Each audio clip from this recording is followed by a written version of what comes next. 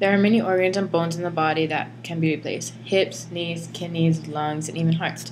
There is one organ you cannot replace: your brain. Throughout my life as a soccer player and a rambunctious kid, I have been on the receiving end of multiple concussions. In contact sports, sustaining concussions is the most dangerous injury an athlete can endure. In the developmental years of high school and college, athletes who suffer concussions are in jeopardy of serious health risks. The Journal of Athletic Training declares in the United States, sports are second only to motor vehicle crashes as one of the leading causes of traumatic brain injury among people between the ages of 15 and 25. To give you an overall assessment of what qualifies as a concussion, I look to a medical journal, which states that a concussion is a neurological dysfunction resulting from a biomechanical force that may or may not result in loss of consciousness. Simply put, this means that any brain dysfunction resulting from either a blow to the head or a whiplash consists as a concussion. In the United States alone, approximately 300,000 sports-related concussions occur yearly. For a vast number of athletes who play a contact sport such as football, soccer, lacrosse, or other high school sports, concussions are a known risk. By interviewing one of the CBU athletic trainers, I learned that our athletic program diagnoses 4 to 5 athletes each year with a concussion. This number would drastically rise if CBU sponsored a football team.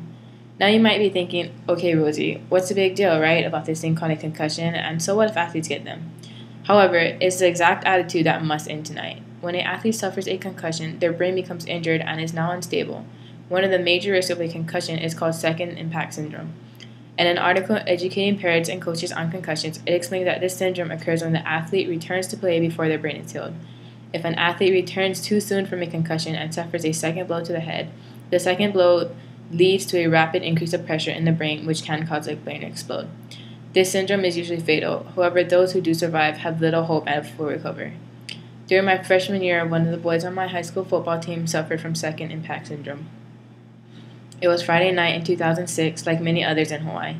The night sky was glowing from the stadium lights. On this night, Brad was playing tailback, and during the first half, he collided head with another player.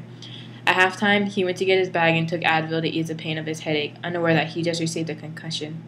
When returning to the game, Brad was tackled head-on again, which left him unconscious, laying him limp on the field. Brad was in a coma for 8 days after the accident, and luckily he survived this horrible event. Brad had to spend almost a year in rehabilitation and relearn how to walk, dress, and use a bathroom. Sadly, he only has half the mental capacity of his age.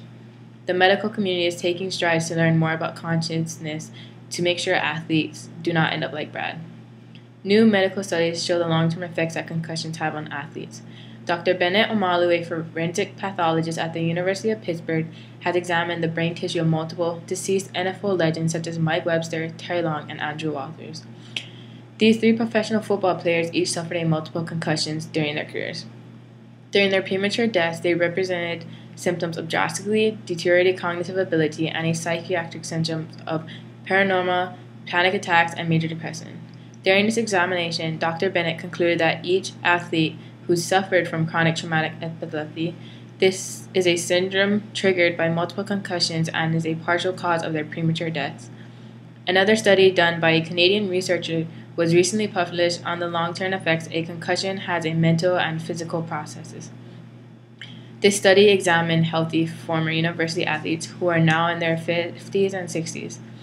Half of the patients had experienced a concussion during their careers and others had not. Those who have suffered from 1 or 2 concussions in their early adulthood showed a decline in attention, memory, and following of certain movements. Therefore, researchers showed that there are long-term effects on cognitive and motor function in athletes who have a concussion. Throughout athletes' careers, the injuries is often overlooked because one cannot see the physical signs of an injury. In contact sports, tearing a muscle in one's knee or quad can be absolutely devastating and put a speed bump in one's athlete's pursuits. These types of injuries immediately halt progress and improvement, which can be detrimental to one's season. However, one cannot see the immediate effects a concussion can have on one's athletic pursuits. The long-lasting effects on the brain are incredibly important. To conclude, now we only have one brain. Come on. Unlike knees and hips, we must continue to take care of it while we strive athletically. Even the Bible tells us to care for our bodies. In Corinthians 6:19-21 states, "Do you not know what your body is a temple of the Holy Spirit, who is in you, whom you have received from God? You are your own. You are not your own. You are bought at a price. Therefore, honor God with your body." Biblically, we are called to take care of our bodies. This includes our brains. Most of us in this room will grow up and have kids. This is not supposed to scare you into not signing them up for sports. Of course not. However, this is a call to make sure you are aware of the serious mature in this injury, and this is the most dangerous injury an athlete can endure. We must begin to change our ways and reteach ourselves the importance of our brain, because in the future, we want to remember what happened in the past, right?